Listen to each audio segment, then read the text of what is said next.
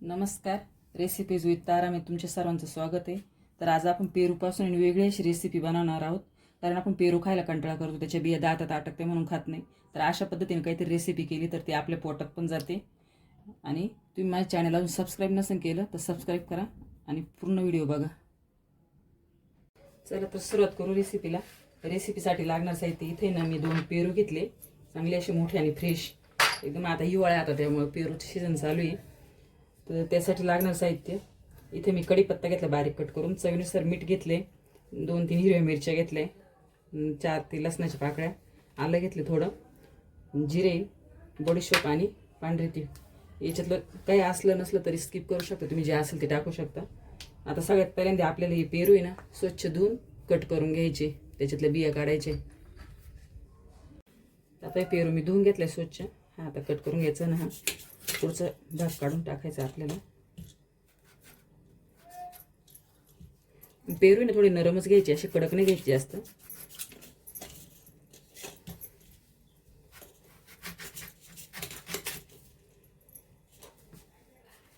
याच्या अशा फोडी केल्या का यामधलं बी काढून घ्यायचं सगळं आपल्याला, कारण ते ना मग दाताखाली असं टसटच येईल ना, त्यामुळं अशा प्रकारे मी आता सगळं कट करून बिया काढून घेते याच्यातले.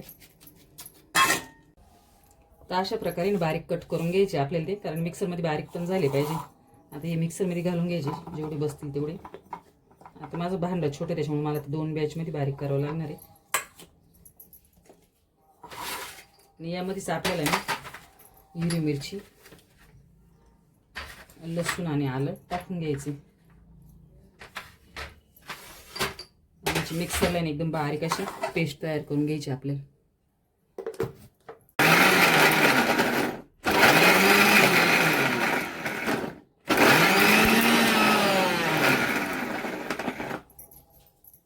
तर मी याची एकदम अशी बारीक पेस्ट करून घेतली.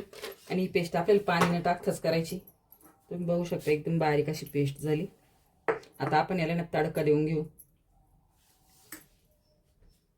तर आता इथे मी गॅसवर छोटा तडका पॅन घेतला, त्याच्यामध्ये 1 चमचा तेल गरम करून घेतले. त्यामध्ये आपण जिरे घालून घेऊ. त्यामध्ये जे आपण पांढरे तीळ घेतले ते घालू. आणि गॅस आहे ना कमीच ठेवायचा आहे आपल्याला एकदम.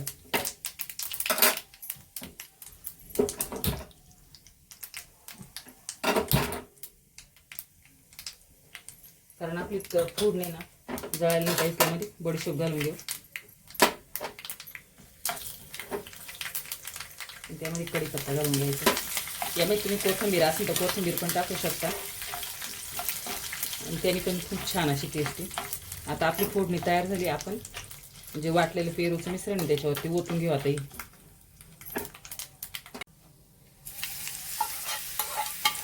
खूप छान अशी ना आपल्या जेवणाची चव वाढवणारी चटणी आहे, आणि तुम्ही नक्की करून बघा. आणि हिवाळ्यात आता कसं पेरूचं सीझन आहे, पेरू भरपूर प्रमाणात भेटतात. यामध्ये आपण चवीनुसार मीठ घालून घेऊ. मिक्स करून घ्यायची.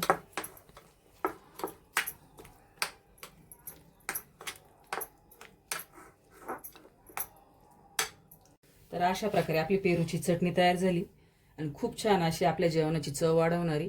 तुम्ही पण नक्की करून बघा. व्हिडिओला लाईक करा, चॅनलला सबस्क्राईब करा. चला तर भेटू अशा नवीन रेसिपी बरोबर. व्हिडिओ पाहिल्याबद्दल सर्वांचे धन्यवाद.